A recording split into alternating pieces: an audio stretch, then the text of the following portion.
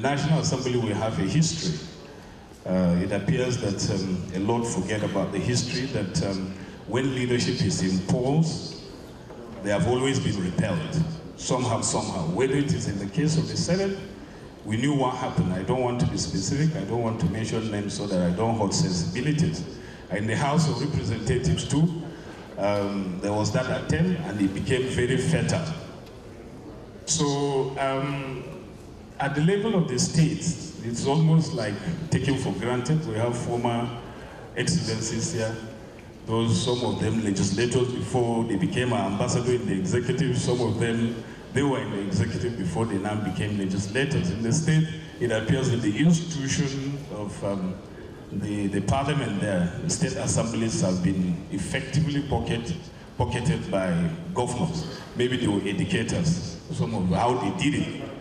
But in the National Assembly, there has always been this inborn belligerence on the part of the members to see that it is only leaders that they determine themselves that lead. And where those who are imposed from outside have been imposed, the story has never been good.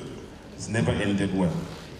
So I hope we will learn from this history. Well, perhaps introduce less controversial bills. But this Section 143 was very, very controversial. The ruling government then believed that we're targeting the president.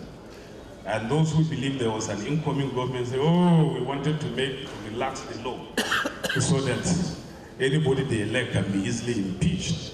But the point is that we were trying to strengthen democracy and to ensure that the checks on account of removing either the president or the vice president on grounds of violation of the provision of the Constitution is made more probable rather than non-existent. As it is, Section 143, I repeat, always can never be successfully activated by any parliament. It will never work by the design of that provision. So when people talk about impeachment, I just laugh.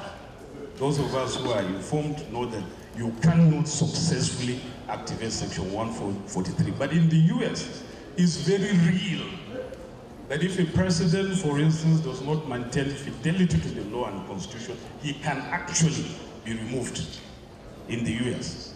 And that is maybe what made us down, especially the present president of the US. Otherwise, he will have hit the rooftop. Anytime they are talking about the excesses of the powers the president has, they are talking about the weakness in the National Assembly and the weakness in the judiciary. Where the institution of the legislature is strong and that of the judiciary is strong, you will end up having executives that exercises only the powers guaranteed by law or the Constitution. And if that were to be the case, I can tell you, reference to some president being the most powerful in the world will not arise. These are issues that may confront us, whether we like it or not.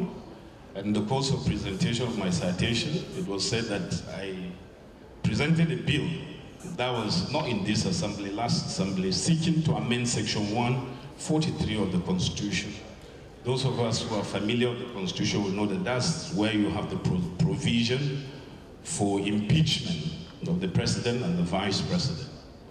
And the reason why Nigeria's president is perhaps the most powerful in the world is because he can almost get away with anything. Because the Section 143 cannot truly be operated by Parliament.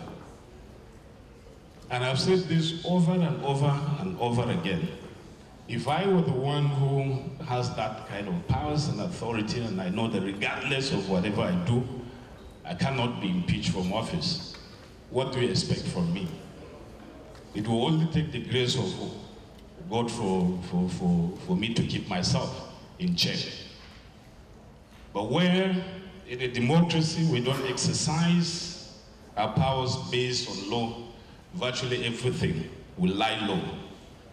And it's one of the tragedies, rather than triumph, that we have experienced in this country, which we must correct. But when all these institutions know that any disobedience to the law will attract very dire consequences, there will be changes in this country. And until we get there, I regret to say that we'll continue to struggle as most fledgling democracies are struggling, because the institutions in support of democracies in those countries are very, very weak. So the challenge is before us to make the parliament very, very strong so that we can keep all the key players